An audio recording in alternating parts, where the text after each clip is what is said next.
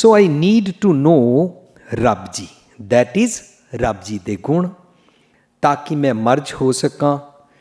That's the only way to finish my ਹਉਮੈ। ਮੇਰੀ ਹਉ, मेरी मैं, मेरी ईगो हौमे किसी को किसी से कहने पर तेरे में बड़ी हौमे है, बड़ी अहंकार है तेरे में, बड़ा ईगोइस्टिक है, कहने से दूर नहीं होगी।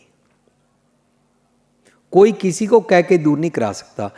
जो अपने बारे में सोचता है मैं हौमे दूर करानी है, वो हम्बल हो जाता है। अपनी हौमे, अपनी ईगो, अपनी हौं, अपनी मैं असी आप जे ईगर हाँ, बर्निंग डिज़ायर है, तीव्र इच्छा है मैं हौं मैं तो छुटना चाहता। हौं मैं दे कारण ही तो सारी गड़बड़ है। सो कबीर जी कहते ने तू तू करता तू हुआ, मैं तेरे गुण गांदा तेरे वर्गा होगा, मुझ में रहा न हूं, मेरी मैं नहीं रही। जब आपा पर का मिट गया, मेरी तेरे नाल दूरी खत्म हो गई, क्योंकि मैं अपनी मैं हूं मैं छोड़ दी। कबीर जी कितना सिंपल सोल्यूशन दस रहे हैं।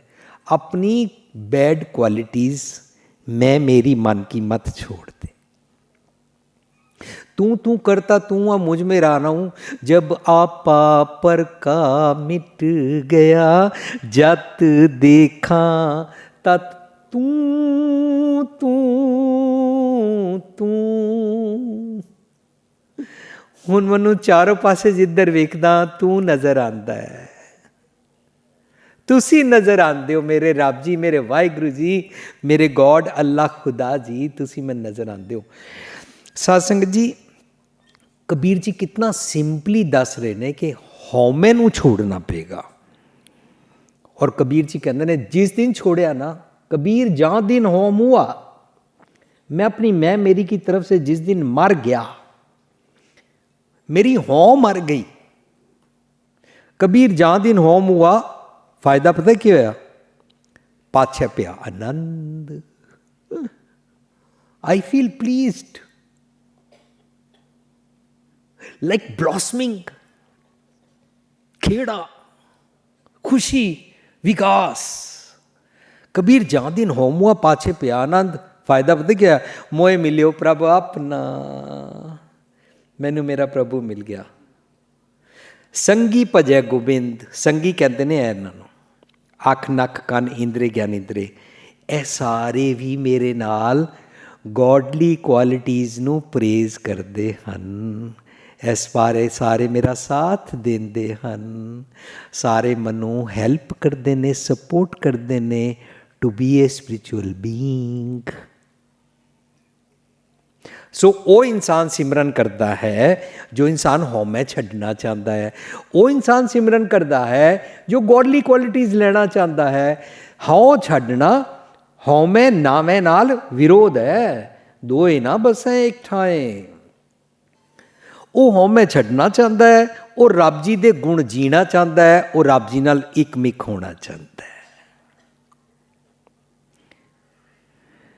सो ज्यों ज्यों सतगुर की मत नाल रब्बी गुण जीवो, इनू सिमरन कहते ने, क्योंकि जीवन बदल जाता है। Once you start this practice, I am not talking चौकड़ा मार के doing something, I am talking एक रब तसव्वुर करना और उस रब दे गुणां नू सीखना, और वो वाले गुण वध तो वध बेअंत होंदे ने, उन्होंने बेअंत गुणां नू अपने जीवन में प्रैक्टिस करना, सुभाव ऐसा बनाना, निर्मल कर्म करना, स्पिरिचुअल बीइंग हो जाना इज कॉल्ड नाम जपना, इज कॉल्ड सिमरन करना, इज कॉल्ड ध्यान करना, इज कॉल्ड धुन में ध्यान। ਦਿਨ ਰਾਤ ਇੱਕੋ ਹੀ ਧੁਨ ਸਵਾਰ ਹੈ, ਮੈਂ ਰੱਬੀ ਗੁਣ ਜੀਣਾ ਚਾਹੁੰਦਾ ਹਾਂ।